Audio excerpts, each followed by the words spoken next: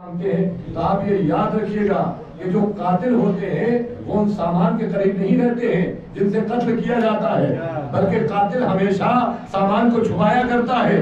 مقتول کے وارث اس سامان کو لے کے سامنے آتے ہیں اور دنیا کو بتاتے ہیں کہ اس سے قتل کیا ہے، تاکہ قتل کے ثبوت بھی سامنے آ جائے اور قاتل کا پتہ بھی چل جائے۔ اب آپ خوب اندازہ لگائیں کہ یہ جو جلوس نکال کے ہم زمانے کو بتا رہے ہیں اور جو روک رہے ہیں، وہ یہ چاہتے ہیں کہ یزیدیت کے چہرے پہ نقاب پڑ جائے، کسی ثبوت سے پتہ نہ چلے۔ ہم بازاروں میں جا کے بتاتے ہیں کہ حسین قتل ہوئے ہیں، یزید نے قتل کیا ہے۔ اب جن کا رشتہ یزید سے ہے وہ پابندی لگاتے ہیں، جس کا رشتہ حسین سے ہے وہ نکالتے ہیں۔ صلوات پڑھے محمد حسینیت زندہ باد، حسینیت زندہ باد، حسینیت زندہ باد، نعرہ حیدری، نعرہ سلام۔ تو ہمارا رشتہ امام حسین سے ہے اور ہم یہ ساری چیزیں نکال کے دنیا کو پیغام بتاتے ہیں۔ اب کوئی یہ سمجھے کہ ذوالجناح کیوں نکالا جاتا ہے، کہ اگر حسین سے محبت ہے تو ہمیں اور ہر شے سے محبت ہے جس نے حسین سے کی۔ حسین سے کے ساتھ ذوالجناح نے وفاداری کی ہے، تو آج ذوالجناح کو بھی ویسے نکال کے دنیا کو بتاتے ہیں کہ ہم اس کا ویسے ہی احترام کرتے ہیں۔ تو آپ خود سوچئے کہ اگر جانور حسین سے وفاداری کرے تو ہم جانور کا احترام کرنے کے لیے تیار ہیں۔ اگر انسان حسین سے وفاداری کرتا، اگر انسان حسین سے وفاداری کرے تو ہم ان انسانوں سے محبت کرنے کے لیے تیار ہیں۔ اور ہر شے کوئی بھی ہو، آج جیسے اسے بولا جاتا ہے کہ مجلس ایک کلاس ہے، وہ ایک مثال دے دی جاتی ہے بچوں کے لیے۔ کلاس الگ ہوتا ہے، مجلس حسین الگ ہوتی ہے۔ کلاس میں سن و سال کی شرط ہوتی ہے کہ کس سن والا آئے گا، کس ایج والا آئے گا۔ کلاس میں شرط ہوتی ہے کہ کون آئے گا کون نہیں آئے گا۔ کبھی کسی کلاس میں مزدور کو بیٹھتے ہوئے نہیں دیکھا ہے، کسی کلاس میں غریب کو بیٹھتے ہوئے نہیں دیکھا ہے، لیکن عجیب دنیا کے ایک ایسا کلاس ہے، انجینئر بھی یہاں آتا ہے، ڈاکٹر بھی یہاں آتا ہے، غریب بھی یہاں آتا ہے، مزدور بھی یہاں آتا ہے۔ کوئی کبھی کسی کو نہیں روکتا ہے۔ ہر انسان اپنے ظرف کے اعتبار سے فرش اعضاء پہ آتا ہے اور ظرف کے اعتبار سے سن کے چلا جاتا ہے۔ الگ الگ لوگ آتے ہیں، کوئی سننے کے لیے آتے ہیں، کوئی سمجھنے کے لیے آتے ہیں اور کچھ کھوجنے کے لیے آتے ہیں۔ کوئی سننے کے لیے آتے ہیں، کوئی سمجھنے کے لیے آتے ہیں، کچھ کھوجنے کے لیے آتے ہیں۔ اب اگر لوگ واہ واہ سبحان اللہ کرنے لگے تو کچھ ادھر دیکھنے لگتے ہیں، کچھ ادھر دیکھنے لگتے ہیں اور پوچھتے یہ لوگ کیا کر رہے ہیں؟ کہ وہ تو سب صحیح کر رہے ہیں، آپ کیا کر رہے ہیں؟ سمجھیے گا کہ وہ سب صحیح کر رہے ہیں، آپ کیا کر رہے ہیں؟ کہ اس کا مطلب یہ ہے کہ ابھی آل محمد کی محبت آپ کے دل میں صحیح سے آئی نہیں ہے۔ اگر آل محمد کی محبت آپ کے دل میں صحیح آ جاتی تو نہ آپ ادھر دیکھتے نہ ادھر دیکھتے، اس لیے کہ جس کے دل میں عشق اہل بیت آ جاتا ہے اور جب کانوں تک فضائل کی صدا پہنچ جاتی ہے تو رگوں کا لہو اتنا بلند ہوتا ہے کہ چہرے سے بھی پتہ چلتا ہے، زبان سے بھی پتہ چلتا ہے۔ یہ بہت سے ایسے خاموش بیٹھ جاتے ہیں اور وہ کہتے ہیں ہمیں کچھ نہیں بولنا ہے۔ تو آپ ہمارے لیے تھوڑی بولتے ہیں، آپ ہمارے لیے نہیں بولتے ہیں کہ جو یہاں بولے گا وہ قبر میں خاموش رہے گا، کوئی اور اس کے سوال کا جواب بولے گا۔ جو یہاں بولے گا وہ قبر میں خاموش رہے گا۔ اور یہاں بولنا اس لیے ضروری ہے کہ جس زبان سے آپ حسین کا نام لیں گے، جس زبان سے آپ علی کا نام لیں گے، جس زبان سے آپ مصطفیٰ کا نام لیں گے، جب یہی زبان مصلی پہ جائے گی تو اللہ آپ کی ہر دعا کو قبول کرتا ہوا نظر آئے گا۔ یہ میرا وہی تو بندہ ہے جو فرش عزائے حسین پہ جاتا ہے، کبھی علی کا نام لیتا ہے، کبھی حسن کا نام لیتا ہے، کبھی حسین کا نام لیتا ہے۔ لیکن کچھ ایسے بھی ہیں جنہوں نے کہا ہم صرف اللہ کو مانیں گے، ہم صرف اللہ ہی کو مانیں گے۔ ٹھیک ہے، ہم اللہ کو مانتے ہیں، بھئی ہر آدمی کو اختیار ہے، جو بھی نبی کا کرنا پڑتا ہے اس کو اختیار ہے کہ جس طریقے سے چاہے اسلام کو مانے۔ کوئی اللہ کو خالی مانتا ہے، لیکن ہم اللہ کو بھی مانتے ہیں، مصطفیٰ کو بھی مانتے ہیں اور ان کو بھی مانتے ہیں کہ جن کی قرابت داری کی مودت کا پیغام دیا گیا ہے۔ اب چھوٹا سا ایک سوال ہے کہ اگر نگاہوں میں تاریخ نہ ہوتی کہ جنہوں نے صرف اللہ کو مانا ان کا کیا ہوا اور جنہوں نے قرابت داروں کو بھی مانا ان کا کیا ہوا؟ ہم زمین پہ رہ کے دعویٰ کر رہے ہیں کہ ہم صرف اللہ کو مانیں گے، کسی نے تو آسمان پہ رہ کے اللہ کو مانا تھا اور اتنا قریب ہو کے مانا تھا کہ اس کے درمیان میں کوئی تھا بھی نہیں اور اس ضد پہ اڑا ہوا تھا کہ مالک تجھے تو سجدہ کروں گا، کہ مالک تجھے تو سجدہ کروں گا لیکن انہیں سجدہ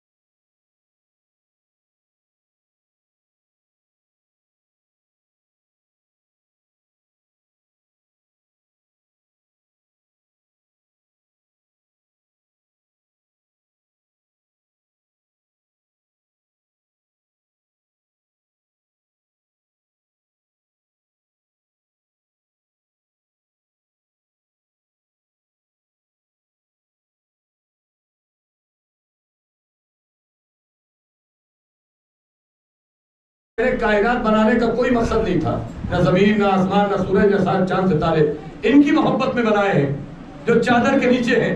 اب وہ پوچھ رہا ہے یا رب ومن تحت الکسا، چادر کے نیچے ہے کون کون؟ یہ وہ پوچھ رہا جو روز آ رہا ہے، کبھی چکی چلانے آتا ہے، کبھی گہوارہ جھلانے آتے ہیں، کبھی تحفہ دینے آتے ہیں۔ اب اللہ نے کہا ہم فاطمہ وابوہا وبالوہا وبنوہا، فاطمہ ہے، ان کے بابا ہیں، ان کے شوہر، ان کے بچے ہیں۔ کہ پروردگار مجھے بھی اجازت ہے کہ میں جاؤں؟ کہ خالی ہاتھ نہ جانا، طہارت کی سند لے کے جاؤ۔ آگے بعد تحفہ درود و سلام، اللہ یہ فرماتا ہے کیا مجھے اجازت ہے؟ وہ بھی داخل ہو گئے۔ آپ نے فرمایا کہ اللہ نے یہ ارادہ کیا ہے اہل بیت اطہار، آپ کو اتنا پاک و پاکیزہ رکھا ہے جتنا رکھنے کا حق ہے، رزق کو اتنا دور رکھا ہے جتنا دور رکھنے کا حق ہے۔ اب اس جملے نے ہمارے دل کو اتنی طاقت دے دی ان لوگوں کے لیے جو گھروں سے نکل کے کبھی جلوس میں نہیں آتے، کبھی مجلس میں نہیں آتے، کبھی ماتم میں نہیں آتے۔ اللہ نے کہا اہل بیت، اللہ کا یہ ارادہ ہے کہ تم طہارت کو اتنا قریب رکھا ہے جتنا قریب رکھنے کا حق ہے، رزق کو اتنا دور رکھا ہے جتنا دور رکھنے کا حق ہے۔ اب جلوس و مجلس و ماتم چھوڑنے کے بعد کوئی یہ نہ کہے کہ ہم نہیں گئے، ارے جو جتنا نجس ہوگا اس سے اتنا دور ہوگا، جو جتنا پاک ہوگا وہ مجلس و ماتم کے اتنا قریب ہوگا۔ اب یہ سارے مرحلے ہو گئے۔ حضور نے فرمایا اللہم ہؤلاء اہل بیتی، پروردگار یہ ہے میرے اہل بیت، یعنی یہ ہے میرے قرابت دار۔ اب ان کے لیے کہ ان کا گوشت میرا گوشت ہے، ان کا خون میرا خون ہے، ان کا دوست میرا دوست ہے، ان کا دشمن میرا دشمن ہے۔ سرکار نے یہی تو دعا کی ہے۔ اب آ جائیے، میں شروع میں جہاں سے بہت تیزی سے مجھے گزرنا ہے، سرکار کہاں آئے؟ شہزادی کے دروازے پہ۔ تو اللہ کے رسول آپ مسجد نبوی میں کھڑے ہوتے صحابہ کرام کے درمیان میں اور کہتے میرے بدن میں ذوق محسوس ہو رہا ہے، آؤ میں دعا کرتا ہوں تم آمین کہنا۔ تو کیا وہ اللہ آپ کے ذوق کو دور نہیں کرتا؟ سرکار عجب نہیں آواز دے کہ میں اپنے بدن کے لیے نہیں آیا ہوں بلکہ قیامت تک کے لیے ایک شفا خانے کا ایڈریس بتانے کے لیے آیا ہوں۔ جب میرا ذوق بغیر در زہرا کے دور نہیں ہو سکتا تو پھر امت کا ذوق، جب میرا ذوق بغیر در زہرا کے دور نہیں ہو سکتا تو پھر امت کا ذوق بغیر میری بیٹی کے دروازے کے کیسے دور ہوگا؟ چلیے ٹھیک ہے، یہ بھی ہم نے مان لیا۔ مولا حسین سے گزارش ہے مولا آپ بھی اتنا بتائیے کہ جہاں اجازت لینا چاہیے تھی، بس اسی کے لیے میں نے آپ کو زحمت دی ہے، مولا جہاں اجازت لینا چاہیے تھی وہاں تو آپ نے اجازت نہیں دی، جہاں نہیں لینا چاہیے تھی مولا آپ وہاں اجازت لے رہے ہیں۔ ارے مسجد نبوی میں جب پشت رسالت پہ گئے تھے تو نانا آپ کو نانا سے پوچھنا چاہیے تھا، نانا میں آپ کی پشت پہ آؤں کہ نہیں آؤں؟ نانا میں آپ کی پشت پہ آئی ہوں نہیں آئی ہوں؟ ارے یہ تو آپ کی ماں کی چادر ہے، مولا یہاں کیوں پوچھ رہے ہیں؟ کہ یہی تو دنیا کو بتانا چاہتے ہیں۔ ارے جب ہم اپنی ماں کی چادر میں بغیر اجازت داخل نہیں ہو سکتے تو دنیا ہماری ماں کی جنت میں بغیر ہماری ماں کی مرضی کے، جب ہم اپنی ماں کی چادر میں بغیر اجازت داخل نہیں ہو سکتے تو دنیا ہماری ماں کی جنت میں۔ اور اسی لیے اللہ نے تعارف کرایا زہرا کے ذریعے، اس لیے کہ زہرا کے ذریعے کرایا کہ جنت زہرا کی ہے، کوثر کے وارث زہرا کے شوہر ہیں، جوانان جنت کے سردار زہرا کے بیٹے ہیں۔ تو یہ وہ حدیث قصہ میں قرابت داروں کے بارے میں بتایا۔ اب یہیں پہ اور بھی قرابت دار کا مرحلہ تھا۔ کسی بیوی نے کہا تھا اللہ کے رسول کیا میں چادر میں آ سکتی ہوں؟ کہا تم خیر پہ ہو، خیر پہ ہو لیکن چادر میں نہیں۔ تو ان سے پوچھا گیا آپ کی زندگی کا سب سے عظیم دن کون سا تھا؟ کہ جب نبی کی زبان سے یہ سنا تھا کہ تم خیر پہ ہو، تم خیر پہ ہو۔ تو سوچو اہل بیت کا مرتبہ اتنا بڑا ہے کہ جب خیر والی بی بی اہل بیت میں داخل نہیں ہو سکتی، سلام پڑھے پر محمد والے۔ تو یہ وہ قرابت دار ہیں کہ جن کی عظمت پروردگار نے بھی بتائی ہے، جن کی عظمت مصطفیٰ نے بھی بتائی ہے، لیکن زمانے کو ایسا بغض چڑھا ان سے کہ شروع سے ہی بجائے اس کے کہ محبت کرتے بلکہ ان کی نگاہوں نے دیکھا تو کبھی نبی کے بارے میں شک کیا، کبھی ابو طالب کے بارے میں شک کیا۔ اور آج جب تک قرابت دار سمجھ میں نہیں آئیں گے جب تک عظمت ابو طالب سمجھ میں نہیں آئے گی، اور جس دن عظمت ابو طالب سمجھ میں آ جائے گی اسی دن سمجھ میں آ جائیں گے کہ نبی کے قرابت دار کون ہیں۔ آج زمانہ تو سلام اور کلام اور کلمے کی بات کرتا ہے، شان ابو طالب اتنی بلند ہے کہ بس دو چار فکروں سے میں اپنے بچوں کے ذہنوں تک پہنچا دوں۔ آدم جس کا احترام کرے اسے مصطفیٰ کہتے ہیں، نوح جس کی تعظیم کریں اسے مصطفیٰ کہتے ہیں، عیسیٰ جس کا احترام کریں اسے مصطفیٰ کہتے ہیں، داؤد جس کا احترام کرے اسے مصطفیٰ کہتے ہیں، قینان جس کا احترام کرے اسے مصطفیٰ کہتے ہیں، سلیمان جس کا احترام کرے اسے مصطفیٰ کہتے ہیں، یوسف جس کا احترام کرے اسے مصطفیٰ کہتے ہیں، ابراہیم جس کا احترام کرے اسے مصطفیٰ کہتے ہیں، نوح جس کا احترام کرے اسے مصطفیٰ کہتے ہیں، مصطفیٰ جس کا احترام کرے اسے زہرا کہتے ہیں۔ ابھی دیکھیے آپ کے ذہنوں تک وہ بات نہیں پہنچی ہے، وہ بات آپ کے ذہنوں تک ضرور پہنچے گی۔ مصطفیٰ جس کی تعظیم کرے اسے زہرا کہتے ہیں، زہرا جس کی خدمت کرے اسے علی کہتے ہیں، علی جھک کے جسے سلام کرے اسے ابو طالب کہتے ہیں۔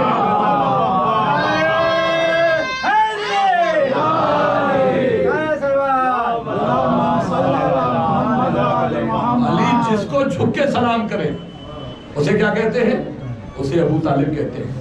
امام فرماتے کہ ایک پلے میں سارے نبیوں کے ایمان رکھ دیے جائیں اور ایک پلے میں ہمارے جد ابو طالب کا ایمان رکھا جائے تو وہ پلہ ہلکا رہے گا، یہ پلہ باز نہیں رہے گا۔ ایمان کی قوت دیکھیے کہ ایک دن جناب ابو طالب نے مولا علی سے کہا کہ بیٹا یہ ایک نگ لے کے جاؤ اور اس پہ محمد رسول اللہ کندہ کروا دینا۔ مولا علی چلے گئے، دے دی انگوٹھی، اب اس پہ کندہ ہو گیا۔ شام کو لے کے آئے اور جب دیکھا کہ نام سرکار کا لکھ گیا تو جناب ابو طالب گھر گئے تو دیکھا کہ سرکار ابھی تشریف نہیں لائے ہیں۔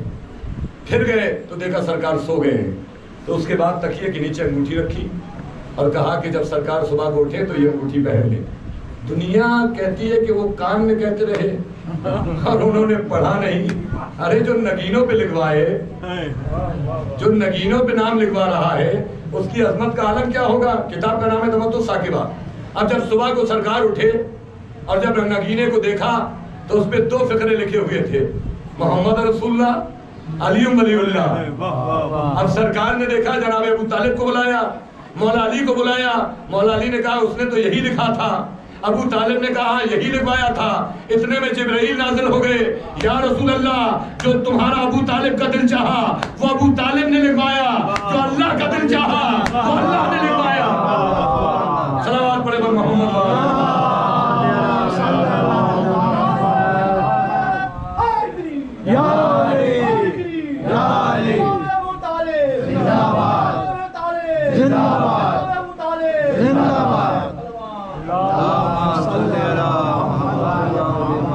یہاں تک کہ آج بھی دنیا یہی کہتی ہے کہ ماذا اللہ خاتم مدہن، انہوں نے کلمہ نہیں پڑھا۔ بڑا آسان لفظوں میں کسی ایک ہمارے عالم دین نے سمجھایا، اور ان کا آج پوری دنیا کا ایک دستور ہے کہ جو جس مسلک کا ہوتا ہے شادی کے موقع پہ اس کے مسلک کا پتہ ضرور چلتا ہے۔ کسی وقت پتہ چلے نہ چلے، لیکن شادی کا ایک ایسا مقام ہوتا ہے جہاں مسلک کا پتہ ضرور ہوتا ہے۔ کہ جب کوئی بھی انسان دولہا بنتا ہے اور جب اس کے عقد کا مرحلہ آتا ہے تو عقد پڑھانے کے لیے اسی کے مسلک کا مولوی آتا ہے جس مسلک کا وہ ہوتا ہے۔ جب کوئی عقد ہوتا ہے تو مسلک والا ہی ہوتا ہے۔ کبھی کبھی آپ نے دیکھا ہوگا کہ 2 مسلک آپس میں مل جاتے ہیں تو وہ شرط رکھ دیتے ہیں ٹھیک ہے شادی تو ہوگی لیکن نکاح ہمارے مولانا پڑھائیں گے۔ وہ کہتے ہیں شادی تو ہوگی لیکن نکاح ہمارے مولانا پڑھائیں گے۔ اب اگر تمہیں تلاش کرنا ہے کہ ابو طالب کا مسلک کیا ہے تو خالی یہ دیکھ لو کہ مصطفیٰ کا عقد کس نے بڑھایا ہے۔ جو مصطفیٰ کا مسلک ہے وہی تو ابو طالب کا ہے۔ صلوات پڑھے بر محمد۔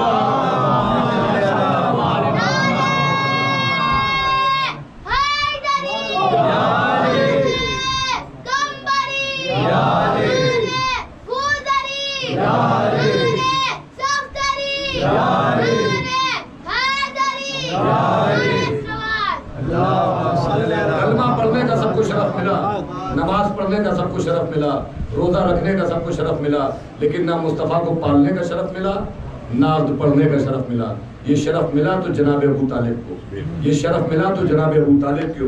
سوچو کہ اللہ کتنا بڑا انتظام کیا ہے اللہ نے کہ جناب موسیٰ کے لیے اگر فرعون آگے بڑھ جائے تو صندوق پیچھے ہٹ جائے، تو کیا اللہ نے اتنا بھی نہیں سوچا کہ جس آغوش میں مصطفیٰ کو پلوائے گا اس آغوش کا مرتبہ کیا ہوگا؟ یہ تو پورا سبھی پڑھتے ہیں کہ جناب موسیٰ صندوق میں تھے، فرعون آگے بڑھا تو کہا موسیٰ کا صندوق پیچھے ہٹ گیا، اور ہٹنے کے بعد کہا کہ نہیں کافر کی آغوش میں نہیں جائیں گے۔ ارے موسیٰ جیسا نبی کافر کی آغوش کے لیے تیار نہیں ہے، اور ایک لمحے کے لیے موسیٰ کو چوم بھی لیا تو موسیٰ نے رخسار پہ تماچا مار دیا اور تاکہ بتا دیا کہ کبھی بھی کفر کے لفظ نبی کے رخسار تک نہیں پہنچتے۔ تو سوچو ابو طالب کی عظمت کا عالم کیا ہوگا۔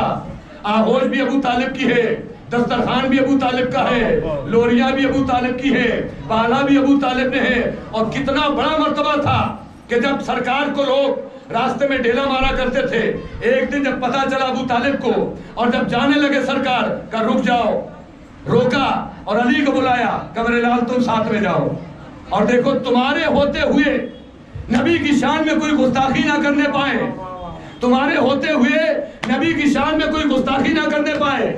سرکار مدینہ کے ساتھ مولا علی چلے، بچوں نے دیکھا کہ جو روز کرتے تھے پھر کرنا چاہا، جب ڈیلا پھینکنا چاہا علی نے خالی جیب سے کھجور کی گٹھلی نکالی اور جب اچھال کے مار دی تو کسی کی پسلی ٹوٹی، کسی کا ہاتھ ٹوٹا، کسی کا پیر ٹوٹا، کسی کا سر ٹوٹا۔ اب دیکھیں ذہن لوگوں کے یہیں پہ کشمکش میں ہو جاتے ہیں، ایک طرف کہ ہم مولا سے محبت کرتے ہیں اور جب یہ فکریں نکلتے ہیں تو لوگ سوچنے مجبور ہو جاتے ہیں ایسا بھی ہو سکتا ہے کہ کھجور کی گٹھلی کیا پسلیاں توڑ دی جا سکتی ہیں؟ شک میں کبھی اسلام نہیں مل سکتا، شک کے دائرے میں کبھی بھی محبت نہیں مل سکتی۔ آپ کہہ رہے کہ یہ مولا علی نے جو گٹھلی ماری تھی تو یہ پسلیاں توڑ کے کیسے جا سکتی ہے؟ آئیے قرآن پڑھیے، قرآن میں سورہ کہف ہے، قرآن میں سورہ فیل ہے، خالی سورہ فیل کو پڑھ لیجئے۔ ہاتھی کتنا بڑا ہوتا ہے، اور جب ابرہہ کس پہ سوار ہو کے آیا تھا؟ ہاتھی پہ سوار ہو کے آیا تھا نا۔ انتظام اللہ نے کیا کیا؟ چھوٹا سا پرندہ تھا، چھوٹی سی منقار تھی، ان کی منقار میں چھوٹا سا پتھر تھا، کیا نتیجہ ہوا؟ کاسفن معقول، چبائے ہوئے بھوسے کی طرح ہو گئے۔ اما آسمان میں اڑنے والا چھوٹا سا پرندہ اگر ایک کنکری مار دے تو ہاتھی میں سوار ہو جائے، تو جو گٹھلی ید اللہ کے ہاتھ میں ہو، رسول اللہ کی حفاظت میں ہو، اس کا عالم کیا ہوگا؟ تو تاریخ نے یہ منظر دیکھے کہ جیسی حفاظت انہوں نے کی ویسی کسی نے نہیں کی۔ قرابت داروں سے مودت کیوں کی؟ یہ وہی تو قرابت دار ہیں جنہوں نے دین بچا کے آج ہم تک پہنچا دیا، اسلام پہنچا کے آج ہم تک، اسلام بچا کے ہم تک پہنچا دیا۔ ضرورت ہوئی تو کبھی بستر پہ سوئے، ضرورت ہوئی تو کبھی بدر میں گئے، کبھی احد میں گئے، یہ سب کچھ قربانی پیش کرتے گئے، لیکن کس کے لیے؟ اسلام کے لیے۔ نبی نے فرمایا اللہ کے مانگ رہا ہے قُلْ لَا أَسْأَلُكُمْ عَلَيْهِ أَجْرًا إِلَّا الْمَوَدَّةَ فِي الْقُرْبَى۔ یہ آج جو آپ اپنے گھروں سے نکل کے آ رہے ہیں، یہ قرآن کی اس آیت کی دلیل دے رہے ہیں جس سے اللہ نبی کے ذریعے آپ سے مودت مانگ رہا ہے۔ اور 2 مہینے 8 دن ہم ساری خوشیاں بھول جاتے ہیں، سب کچھ بھول جاتے ہیں، بھولنے کے بعد صرف غم حسین ہمیں یاد رہتا ہے۔ اور جہاں جہاں بھی پوری دنیا میں آپ جائیے، ہر جگہ حسین کا غم آپ کو ملے گا۔ بس ہمارا کام ہے خلوص سے ذکر کو پیش کر دینا اور اس کے ساتھ ساتھ اپنے کردار کو بچا لینا۔ آج آپ دیکھیں گا طاقت دیکھنا ہے، حسین ابن علی کی تو طاقت بہت بلند ہے، خالی ایک مراجع ہمارا اگر زبان سے ایک فقرہ کہہ دیتا ہے تو پوری دنیا میں ہلچل ہو جاتی ہے۔ آج جو امریکہ، اسرائیل کسی میزائل اور توپ سے نہیں ڈرتے ہیں، وہ ان کے فقروں سے ڈرتے ہیں کہ زبان سے ایک فقرہ نکل جاتا ہے تو حکومتیں لرز جاتی ہیں۔ کیوں؟ اس لیے کہ جن کے دل میں حسین کی محبت ہوتی ہے اور ماتھے کے نیچے خاک شفا ہوتی ہے، ان کی بلندی کا عالم کیا ہوتا ہے۔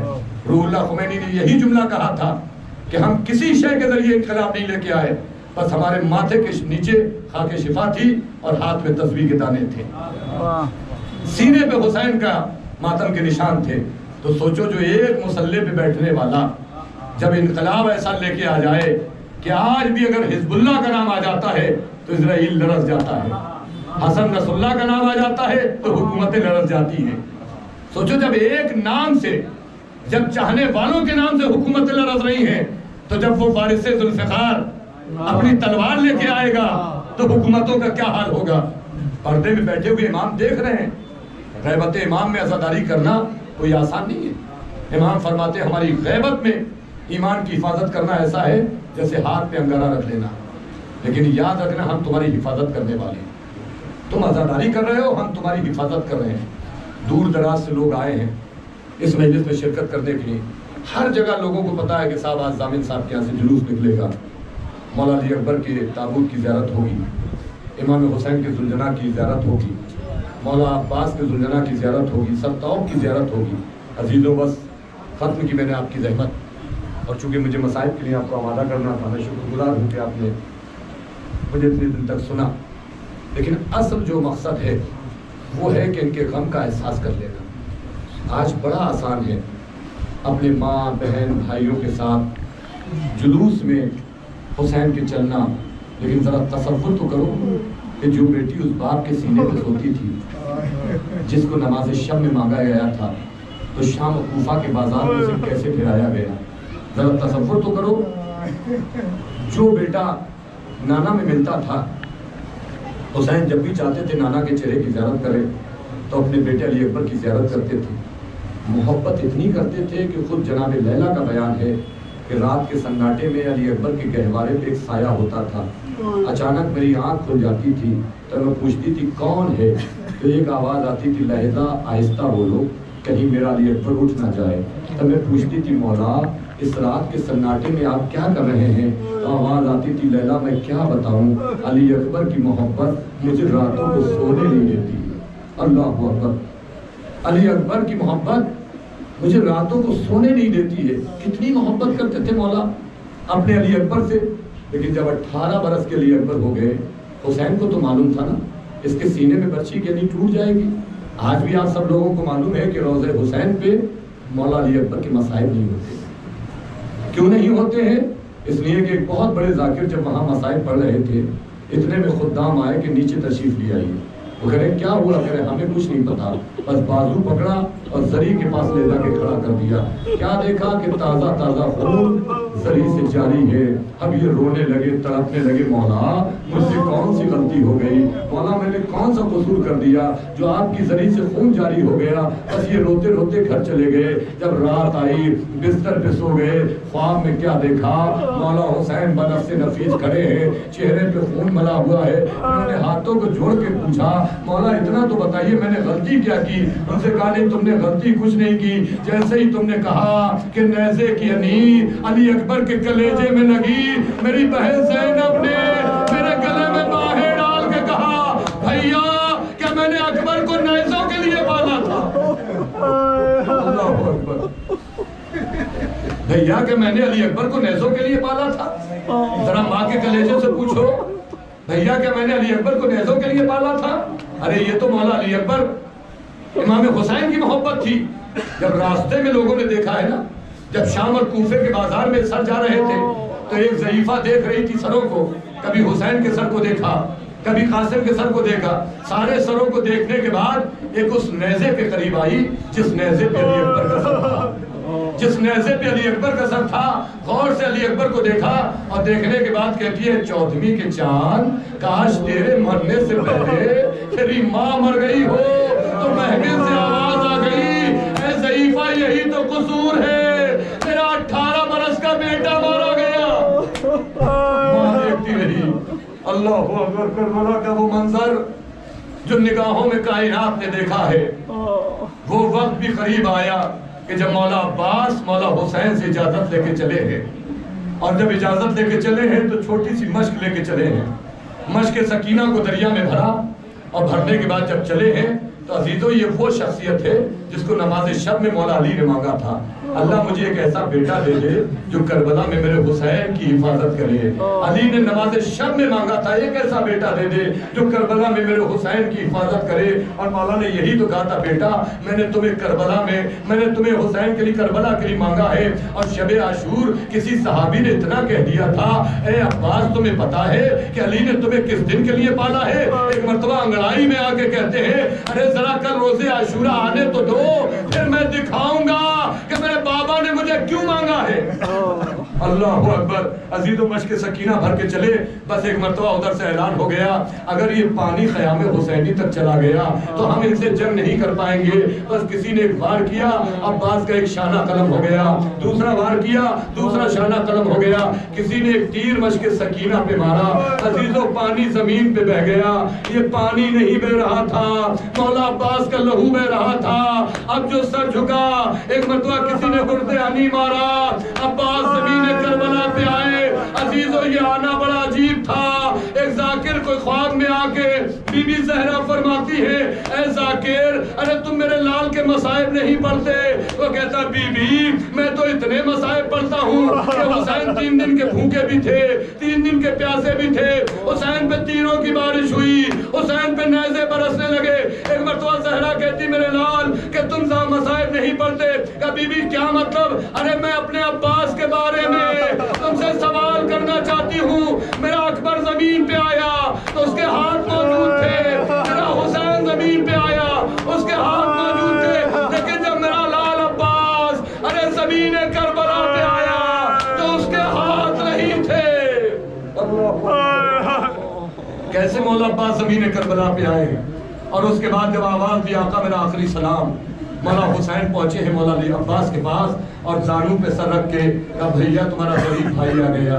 ایک مرتبہ بس عباس نے حسین کو دیکھا, حسین نے کہا ہمارے دل میں بھی تمنا ہے بھیا بھائی, ایک مرتبہ بھائی کہہ کے پکارو, بھائی کہہ کے پکارا. اور اس کے بعد جب عباس کا علم لے کے چلے ہیں نا عزیزو, آج جو علم کی زیارت ہم کرتے ہیں یہ وہی تو علم ہے مولا. پھر آپ کے دونوں شان قلم ہو گئے. آج یہ ہزاروں عزادار آئے ہوئے ہیں مولا آپ کا علم اٹھانے کے لیے. مولا ان کے شانوں کو سلامت رکھنا تاکہ ہمیشہ یہ آپ کا علم اٹھاتے رہے. سکینہ نے علم کو آتے ہوئے دیکھا, آؤ بچوں قریب آ جاؤ, میرا چچا پانی لے کے آ رہا ہے. اب جو قریب بابا کو دیکھا دامن پکڑ کے کہتی بابا میرا چچا کہاں گیا؟ کہ فرات کے کنارے بازو کٹا کے سو گئے. اللہ اکبر. عزیز مولا حسین کے بھی مصائب ہونا ہے کہ مولا عباس بھی زمین کربلا پہ سو گئے. مولا حسین نے کہا بھیا اب ان آنکھوں کو کبھی سونا نصیب نہ ہوگا جو تمہاری وجہ سے سویا کرتی تھی. اب یقین ہے زینب کی چادر چھن جائے گی. عزیز مولا حسین بھی رخصت آخر کے لیے آئے.